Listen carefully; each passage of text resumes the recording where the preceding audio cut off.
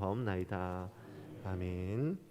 오늘도 주님의 은혜를 사모하여 나오신 우리 모든 성도님들 주님의 이름으로 사랑하고 축복합니다. 우리 양옆에 있는 분들하고 한번 인사하시겠습니다. 오늘도 잘 오셨습니다. 인사하겠습니다. 예, 우리 앞뒤로도 한번 인사할까요? 은혜 많이 받으시기 바랍니다. 예, 은혜 많이 받으시기 바랍니다. 오늘 하나님께서 우리에게 주시는 귀한 은혜들을 우리가 다 받아 누리고 또한 하나님께서 우리를 귀하게 여기시는 그 은혜들을 다 우리의 마음속에 귀하게 새겨서 나아가는 그런 시간들이 되었으면 좋겠습니다. 타임슬립이라는 용어가 있습니다. 이 타임슬립이라는 것은요, 어떤 사람이 무슨 이유 때문인지는 모르는데 갑자기 과거나 미래의 시공간으로 옮겨지는 현상을 말합니다. 실제로는 없겠지요. 아마 상상 속에 있는 일인데 그것을 가리키는 용어일 것입니다. 타임머신 같은 어떤 기계의 도움을 얻어서 그렇게 되는 것도 아니고요. 그냥 어떤 계기나 상황에 의해서 자연스럽게 그냥 과거와 현재를 넘나드는 겁니다. 어디 뭐 물에 빠졌는데 물에서 이제 막 나와 보니까 뭐 조선시대로 가 있고 뭐 그런 거죠. 2012년부터 2021년까지 제가 한번 조사를 해봤어요. 이 방영되었던 드라마들 중에 거의 매년 1년에 한두 작품 정도는 이 타임슬립을 소재로 한 드라마였어요. 그만큼 이 장르를 사람들이 많이 보니까 제작을 했던 것이겠죠. 이런 내용의 드라마에 시청자들이 열광하는 이유는 무엇일까요? 미래 혹은 과거를 바꿀 수 있다는 환상이 우리에게 커다란 매력으로 다가오기 때문입니다. 왜 이것이 매력일까요? 성도님들도 한 번쯤은 그런 생각하실 때가 있지 않으신가요? 아, 내가 그때 그런 선택을 하지만 않았다면 지금 이 모양 이 꼴은 아닐 텐데, 이런 푸념 말입니다. 지금 양옆에 있는 배우자를 보시면서 고개를 끄덕끄덕 하시면 안 됩니다. 그러시면 안 됩니다. 지금 내가 과거의 어느 시점으로 돌아갈 수만 있다면, 반대로 그때의 내가 지금 나의 시점으로 타임슬립해 와서 나의 이야기를 듣고 돌아갈 수만 있다면 지금의 부정적이고 고통스러운 상황은 바뀔 것 같다라는 생각을 한다는 겁니다. 어떻습니까? 과거의 어느 시점에 내가 그 실수만 하지 않았더라면, 내가 그런 선택을 하지만 않았더라면 하는 기억이 있으신가요? 물론 있으실 겁니다. 어떤 사람도 그런 순간이 없었던 사람은 없습니다.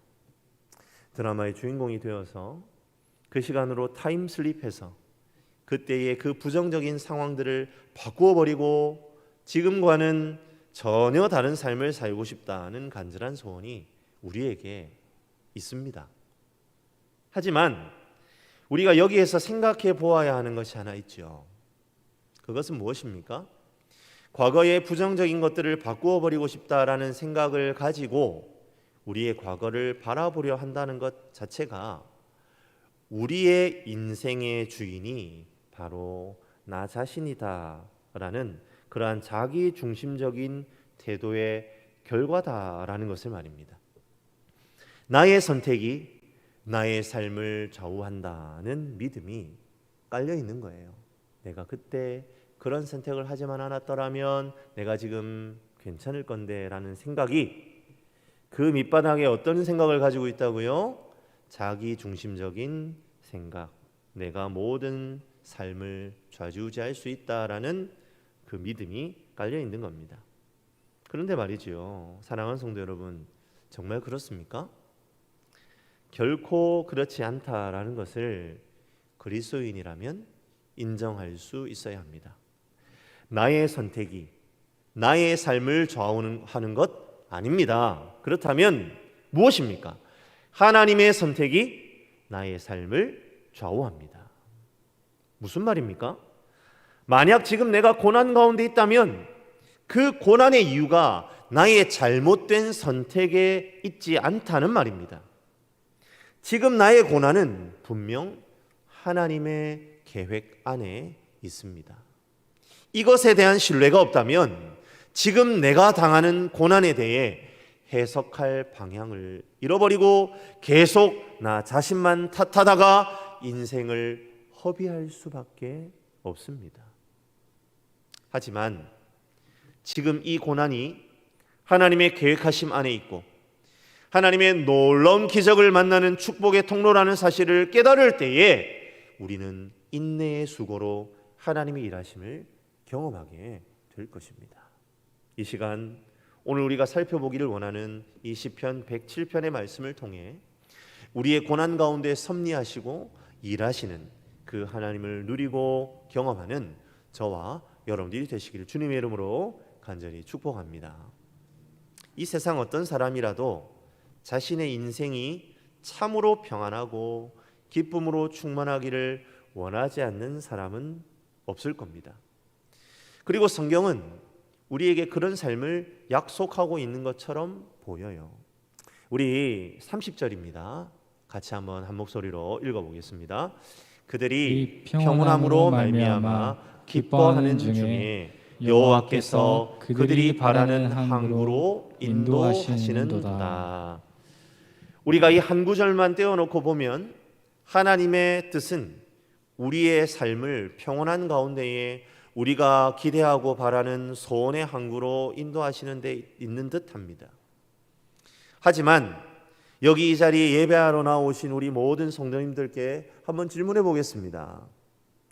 모두 이 30절 말씀처럼 평온함을 누리고 계십니까? 물론 그런 분들도 계실 겁니다.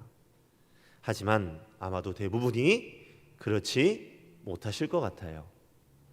설사 지금은 평온하고 기쁨으로 30절 말씀이 얘기하는 것처럼 평안과 기쁨을 누리는 삶을 살고 있다 할지라도 우리의 삶의 뒤안길을 들여다보면 평안이라는 단어로 그리고 그 단어 하나로 우리의 삶을 규정할 수 없다는 것을 알고 계실 겁니다. 오늘 말씀도 우리에게 그 사실을 분명하게 알려주고 있습니다. 어떤 사실을 우리에게 말해주고 있다는 말입니까? 우리가 30절 한 절 말씀에만 매어서는 안 된다는 사실이죠. 우리의 삶은 어쩌면 고통과 두려움의 연속이라는 사실, 그 사실이 사실은 성경이 우리에게 실제로 이야기하고자 하는 바다라는 말입니다. 인생의 절반 이상, 아니 80% 이상이 고통이라는 말입니다. 불교에서 인생을 고해라고 한다지요. 고통의 바다라는 뜻입니다. 그런데 오늘 시편도 인생을 바다에 비유하면서 그 바다를 고통의 바다로 표현하고 있습니다. 오늘 우리가 읽었던 26절과 27절 말씀입니다. 우리 두 절 말씀을 또 같이 한번 읽어보겠습니다. 그들이 하늘로 솟구쳤다가 깊은 곳으로 내려가나니 그 위험 때문에 그들의 영혼이 녹는도다. 그들이 이리저리 구르며 취한 자같이 비틀거리니 그들의 모든 지각이 혼돈 속에 빠지는도다. 하늘로 솟구쳤다가 깊은 곳으로 내려가나니, 이 표현 어떤 표현입니까? 바다에 큰 파도가 쳤어요. 그래서 그 가운데 있는 배가 오르락 내리락 하는 장면을 떠올리게 합니다. 바다에서 폭풍우가 몰아칠 때에 가장 무서운 것은 뭡니까? 파도이지요. 파도의 높이가 얼마나 높은지 마치 내가 하늘로 붕 떠올랐다가 바닥에 패대기 쳐지는 것 같더라는 말입니다. 제가 우리 사석에서는 한번 이 예화를 든 적이 있는데요. 제가 2015년에 여름 휴가를 울릉도로 갔었어요. 울릉도를 갔으니까 독도를 보지 않을 수가 없지 않습니까? 우리 얼마 전에 결혼한 우리 대산 형제 부부도 울릉도 갔다 왔다고 하던데요. 그래서 아침 일찍 이제 독도로 가려고 배를 탔어요. 그런데 울릉도에 사시는 지인께서 그렇게 이야기를 하시더라고요. 독도 땅을 아무나 밟아올 수 있는 게 아니다 그러시더라고요. 에이 뭐 설마 내가 독도 땅을 왜 못 밟아보겠어. 그런 마음으로 배를 탔죠. 그날 날씨가 너무 좋았습니다. 아무런 문제 없이 독도 땅을 밟아볼 거야, 그렇게 막 꿈에 들떠 있었습니다. 그런데 독도에 도착할 시간이 가까워지니까 이상하게요 배가 요동을 치기 시작합니다. 말은 나는 맑습니다. 아무런 문제가 없습니다. 그리고는 선내 방송으로 파고가 너무 높아서 독도에 접안할 수가 없어서 주변 관람으로 대체하겠습니다 라고 안내를 하고는 그냥 독도 한 두 바퀴 삥 돌고는 돌아왔어요. 그 울릉도의 지인분 말처럼 독도 땅을 못 밟았습니다. 나에게 그런 일이 있을 줄이야 생각도 못했죠. 사랑하는 성도 여러분, 파도가 조금만 높아도요 배를 육지에 접안할 수가 없습니다. 억지로 되었다가는 어떻게 될까요? 그렇죠. 배가 박살이 나고 맙니다. 인생이 그렇다는 거예요. 멀쩡한 것 같고 날씨도 괜찮은데 갑자기 파도가 오르내려 정신을 차릴 수가 없습니다. 어딘가에 기댈 곳도 없습니다. 아니 기댈 곳이 있어도 접안을 시도했다가 박살이 날까 봐 육지 근처에도 갈 수가 없습니다. 까딱 잘못하면 파도에 휩쓸려 암초에 부딪혀 좌초되고 맙니다. 27절에 모든 지각이 혼돈 속에 빠지는도다라는 표현이 있죠. 구약 히브리어 성경 원어를 그대로 직역을 해보면 모든 지혜가 사라져버린다 그런 뜻이 됩니다. 그렇습니다. 고통의 시간은 우리로 하여금 가지고 있는 모든 지혜를 다 잃어버리게 만듭니다. 공포와 두려움은 우리의 사고를 멈춰버리죠. 그리고 어떠한 대처도 하지 못한 채 고스란히 당할 수밖에 없게 됩니다. 인생의 항해를 해 나가다 보면 이쯤 되면 후회가 되기 시작하는 거죠. 그래, 역시 집 떠나면 개고생이라더니 배를 타는 게 아니었어. 그때 부모님이 뜯어말릴 때 그냥 그만뒀어야 되는 건데 막 그런 생각이 막 드는 겁니다. 왜 내가 이런 선택을 해서 이 모양 이 꼴이 난다는 말인가. 물음표만 하나 가득 끌어안은 채 이러지도 못하고 저러지도 못하는 우리의 모습이 있다는 겁니다. 그런데 말이죠, 사랑하는 성도 여러분, 그 순간 우리가 생각해야 하는 것이 있습니다. 무엇입니까? 내가 선택해서 이렇게 되었다는 것은 잘못된 판단이라는 말입니다. 그것은 착각이라는 말이에요. 왜 그렇습니까? 우리의 인생은 나의 선택에 의해 좌지우지 되지 않는다는 믿음의 고백으로 그것을 신앙으로 삼고 살아가는 존재가 바로 그리스도인이기 때문입니다. 그렇다면 우리는 이와 같은 고통의 순간에 어떤 마음을 먹어야 할까요? 바로 하나님이 모든 상황을 붙들고 계신다는 믿음입니다. 내가 뭔가 잘못된 선택을 해서 지금 이 지경이 되었다가 답이 아닙니다. 하나님께서 지금 나에게 이 고통을 허락하셨기 때문에 지금 이 상황이 되었다. 그것이 답이라는 말입니다. 우리 25절입니다. 또 같이 한번 한 목소리로 읽겠습니다. 여호와께서 명령하신즉 광풍이 일어나 바다 물결을 일으키는도다. 사랑하는 성도 여러분, 바다 한가운데에 광풍이 일어나 바다 물결을 일으키시는 분이 누구라고 시인은 고백하고 있나요? 예, 그렇습니다. 바로 하나님입니다. 오늘 우리가 이 말씀을 통해 반드시 붙잡아야 하는 사실은 이것입니다. 하나님은 우리의 인생 가운데에서 광풍을 일으키시는 분이다라는 사실 말입니다.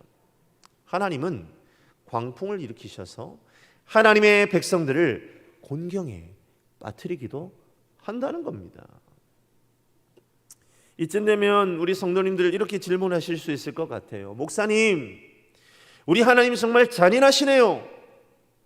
내 백성이라면서, 내 자녀라면서 어떻게 폭풍우 가운데에 우리를 몰아넣을 수 있느냐 말이에요.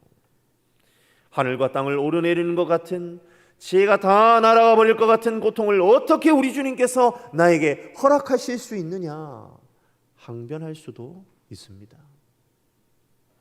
사랑하는 여러분, 왜 그러시는 걸까요? 왜 하나님은 저와 여러분을 바다 한가운데로 몰아넣으시고는 광풍을 만나게 하시는 걸까요? 신약의 12제자들도 똑같은 경험을 한 적이 있습니다. 마태복음 14장을 보시면요, 오병이어의 기적이 나오지요. 예수님의 가르침을 들으러 따라다니던 군중들이 남자만 5천 명이었으니까 여자들과 아이들을 포함하면 한 2만 명쯤 되는 엄청난 무리가 예수님을 따랐습니다. 그런데 예수님께서 제자들에게 먹을 것을 주라고 하세요. 제자들 당황하죠. 어떻게 준다는 말입니까? 돈도 없고 떡도 없고 떡을 만들 재주도 없는데 예수님은 어떻게 하십니까? 오병이어로 그들을 다 먹이십니다. 놀라운 기적이 일어난 것이죠. 예수님께서는 그 일이 다 마무리되고 제자들로 하여금 이런 놀라운 경험을 하게 하신 후에 배에 태워서 갈릴리 호수 건너편으로 건너가게 하십니다. 그런데 조금 배를 저어 가다가 제자들이 무엇을 만납니까? 광풍을 만납니다. 그런데 이 광경은 우리에게 매우 생경스럽고 매우 놀라움으로 다가옵니다. 왜 그렇게 느껴집니까? 왜 제자들이 이 광풍을 만난 것이 우리에겐 놀랍게 다가오느냐는 말입니다. 지금 제자들이 왜 지금 배를 타고 갈릴리 호수를 건너고 있습니까? 맞습니다. 예수님의 명령으로 제자들이 배를 탔습니다. 그리고 배를 타서 건너가고 있습니다. 그런데도 불구하고 광풍을 만납니다. 이상하지 않습니까? 예수님의 제자들입니다. 그리고 예수님이 명령하신 대로 호수를 건너가고 있습니다. 그렇다면 우리는 당연히 어떻게 생각할까요? 그렇죠. 있던 광풍이라도 잠잠하게 해주셔야 되는 거 아니야? 그렇지 않습니까? 그런데 왜 이 제자들에게 광풍이 불어닥치냐는 거예요.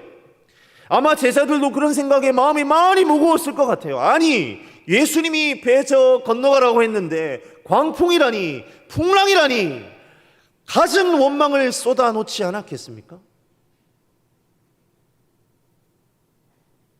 사랑하는 성도 여러분, 우리들도 이 제자들과 똑같은 경험을 할 때가 얼마나 많습니까? 우리는 하나님의 백성입니다. 그렇다면 우리가 하나님의 사람으로 살아간다면 절대로 어려운 일이 일어나면 안 되는 거 아니야? 그렇게 생각할 수 있잖아요. 거의 그렇게 확신합니다. 그런데 어떻습니까? 성도에게도 고난이 있잖아요. 성도에게도 풍랑이 닥치고 파도가 일어 하늘로 솟구쳤다가 저 땅 밑으로 완전히 처박히 들단 그런 환난을 경험한다는 겁니다. 그럴 때에 우리가 그릇된 신앙관을 가지게 되면 어떤 반응을 할 수밖에 없다는 겁니까?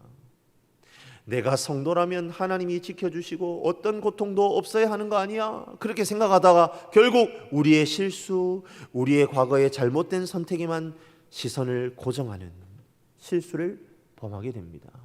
지혜가 다 달아나 버립니다. 그리고 그 광풍 가운데에 백성들에게 말씀하시는 하나님을 경험하지도 못하고 스스로 구렁텅이에서 헤어나오지를 못합니다.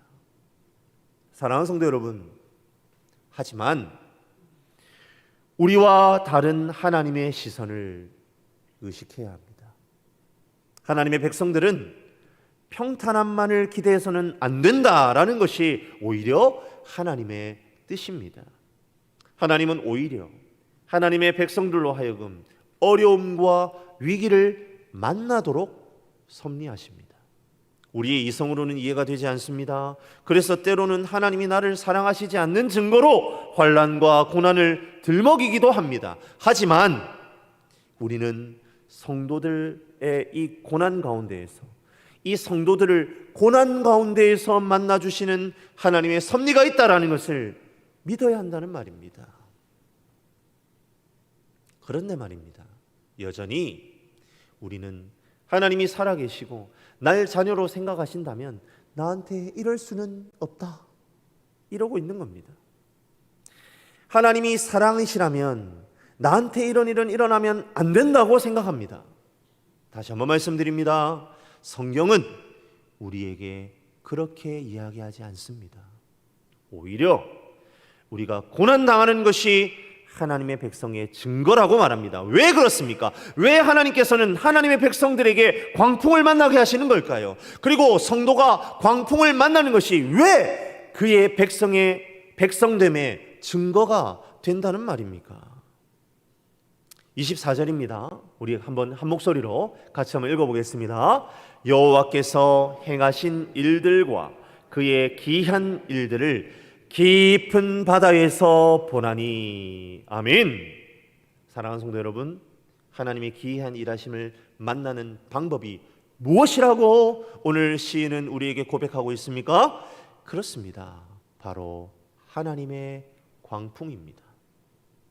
하나님께서는 사랑하는 하나님의 백성들에게 도저히 이해가 되지 않는 방식으로 어려움을 주십니다. 그리고 그 어려움 가운데에 하나님의 놀라운 기적을 이루십니다. 그리고 우리는 그때 비로소 그 하나님의 뜻을 발견하게 되는 겁니다. 광풍을 만난 제자들의 이야기로 우리 다시 한번 돌아와 볼까요? 주님의 명령을 따라서 건너편으로 건너가는 중입니다. 그런데 광풍을 만나서 꼼짝달싹 할 수가 없습니다. 그때 어떤 하나님의 기이한 일을 경험합니까? 그렇지요. 예수님께서 물 위를 걸어오시는 것을 보게 됩니다. 주님의 놀라운 기적을 만납니다. 그런데 그걸로 끝납니까? 아니요. 그것으로 끝나지 않습니다. 베드로에게 물 위를 걷는 역사를 친히 경험하게 하시지 않습니까? 사랑하는 성도 여러분, 보십시오. 베드로가 어디에서 물 위를 걷는 기적을 경험합니까? 그래요. 바로 광풍이 있는 물결 가운데입니다. 우리는 하나님의 놀라운 기적을 어디에서 경험할까요? 맞습니다. 바로 하늘로 치솟고 땅 저 아래로 꺼져버릴 것 같은 높은 파도 그 한가운데에서 하나님의 놀라운 기적을 만나는 것입니다. 사랑하는 성도 여러분, 고통 중에 있으십니까? 환난 가운데 있으십니까? 그때가 바로 하나님의 기적을 만날 때입니다. 할렐루야! 예수 그리스도의 이름으로 여러분에게 권합니다.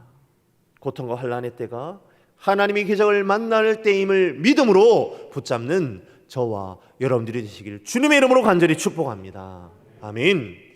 이제 곧 하나님께서 놀라운 일을 시작하실 것입니다. 그것을 믿음으로 붙잡는 저와 여러분들이 되시기를 주님의 이름으로 간절히 축복합니다. 그러하기에 우리는 진짜 하나님의 인도하심을 경험하기 위해 큰 물로 나아가야 합니다. 큰 물에서 일하는 사람이어야만 하나님을 만나고 하나님을 경험할 수 있습니다. 우리 23절과 24절을 다시 한 번 더 우리가 읽도록 하겠습니다. 같이 읽습니다.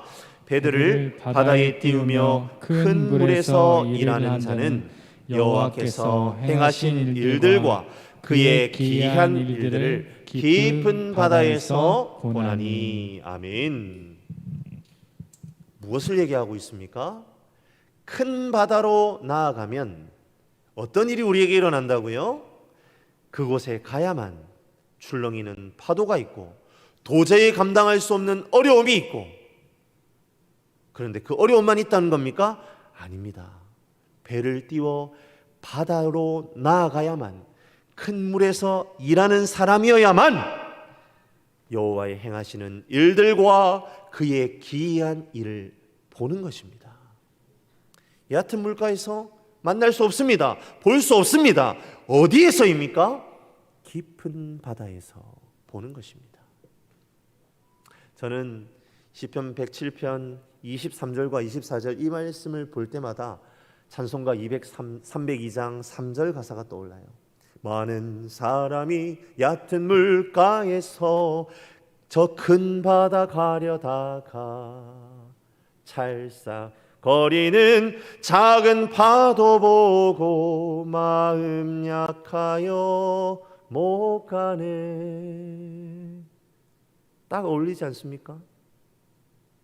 우리는 늘 시편 107편 30절 말씀만 붙들고 은혜를 받아요. 우리는 얕은 물가에 머물러 있으면서 그 하나님의 평안 인도하심, 소원의 항구로 인도하시는 그 결과만 자꾸 생각을 한다는 겁니다. 그리고 작은 파도만 쳐도 마음이 막 약해져요. 배를 띄울 엄두도 내지를 못합니다. 하지만 오늘 이 말씀이 우리에게 던지는 메시지는 그것이 전부가 아닙니다. 하나님께서 오늘 말씀을 통하여 우리에게 주고 싶으신 은혜는 큰 물로 나아갈 때에 환난을 경험하더라도 그 가운데에 만나는 놀라운 기적으로 우리를 더욱 견고하게 하신다는 겁니다. 그 모든 기적을 경험한 사람만이 최종적으로 인도되는 소원의 항구를 참된 기쁨으로 경험하게 된다는 겁니다. 사랑하는 성도 여러분, 하나님께서는 그분의 백성들을 위해 친히 광풍을 준비하십니다. 우리가 알고 있는 위대한 믿음의 조상들 중에 하나님의 광풍을 경험해 보지 않은 사람 없어요. 아브라함을 보십시오. 그는 100세에 하나님의 은혜로 아들 이삭을 낳습니다. 눈에 넣어도 아프지 않을 아들이 아니었겠습니까? 그런데 하나님 청천벽력과 같은 명령을 하세요. 모리아 산으로 가서 아들을 번제로 드려라. 번제가 어떤 제사입니까? 제물의 각을 떠서 불에 태워 남김없이 하나님께 올려드리는 제사입니다. 하나님께서 어떻게 아브라함에게 자신의 귀한 아들을 번제로 요구하실 수 있느냐는 말입니다. 정말 아브라함을 사랑하시는 것을 맞나요? 어떻게 이런 광풍이 그의 인생을 향해 허락될 수 있느냐는 말입니다.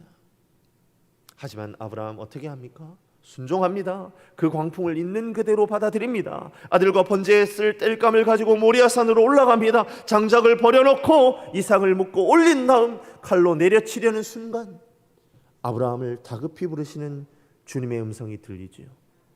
그리고 하나님이 친히 준비하신 양으로 번제를 드립니다. 여호와 이레, 여호와의 준비하심을 경험하는 특권을 누립니다. 언제 아브라함이 놀라운 기적을 경험합니까?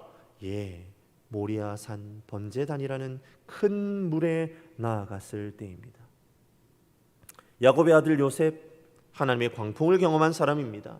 형제들에게 시기를 받아 결국에는 애굽으로 종이 되어 팔려갑니다. 그곳에서 요셉을 기다리고 있는 광풍은 무엇입니까? 바로 주인 보디발의 아내에 의해 모함을 받아 죄수의 신분으로 전락하는 것입니다. 그런데 놀랍게도 성경은 그 상황을 하나님께서 형통케 하셨다고 평가합니다. 하지만 사랑하는 성도 여러분, 이것이 어떻게 형통이 될 수 있습니까? 형들에게 비참하게 팔려 종이 된 것도 억울해 죽겠는데 성폭행 미수범으로 죄수가 되어 나락으로 떨어진 것이 어떻게 형통입니까? 하지만 하나님의 평가는 형통입니다. 어떻게 그래요? 큰 물로 나아가 하나님이 일으키는 광풍 가운데에서 하나님이 기이한 일을 볼 것이라는 믿음 가지고 묵묵히 자신의 삶을 살아내는 사람을 하나님께서는 형통하다, 복되다 선언해 주십니다. 그리고 하나님께서 결국 요셉을 이집트라는 제국의 총리로 높이시고 그를 통해 전 세계를 기근에서 구원해 내십니다. 궁극적으로 이스라엘이라는 큰 나라를 이룰 때까지 준비되도록 야곱과 그의 가족들을 이집트로 인도해내는 마중물이 되는 것이지요. 어떻게 요셉은 이 놀라운 기적을 경험했습니까? 이집트라는 큰 물로 나아가 광풍을 만났기 때문입니다. 하지만 하나님은 그 광풍 가운데에 언제나 기적을 준비하신다는 것을 우리는 보게 됩니다. 사랑하는 성도 여러분, 어떻습니까? 기적을 만난 이들은 하나같이 하나님의 광풍을 경험한 사람들이었습니다. 26절의 표현처럼 하늘로 솟구쳤다가 깊은 곳으로 내려가 영혼이 녹는 경험을 했던 사람들입니다. 하지만 그들은 그러한 하나님의 광풍 때문에 하나님께 부르짖는 경험을 할 수 있었습니다. 그 부르짖음에 하나님은 신실하게 응답하십니다. 그리고 그 부르짖음은 하나님의 사람들을 강건하게 하십니다. 그리고 우리는 하나님의 광풍을 경험한 또 한 분을 놓쳐서는 안 됩니다. 누구입니까? 그렇죠. 바로 우리의 구주 예수 그리스도이십니다. 그분은 십자가를 경험하실 필요가 없습니다. 그분은 비록 성육신 하셨지만 하나님이십니다. 그런데 하나님이신 그분이 친히 십자가에 달리십니다. 광풍을 경험하십니다. 그러나 그 죽음의 광풍에 예수님은 매몰되지 않으셨습니다.